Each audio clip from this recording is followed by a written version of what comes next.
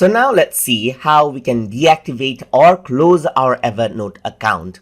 So to do that, first of all, you need to click on the gear icon right here and then go around onto your personal info and then click on go to your profile right here.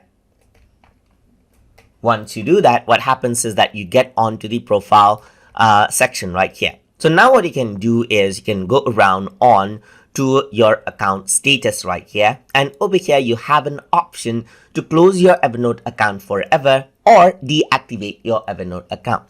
So if you were to choose this option, then your Evernote account will be deleted for good. So you will be asked to verify something, and after you do, your Evernote account notes and everything, it'll be lost forever. But if you want to temporarily deactivate your account, then you can use this option right here. So I'm just going to click around and deactivate right here, and it says consider backing up your note right here before you do so. And I'm just going to go around and continue up right here and click on continue.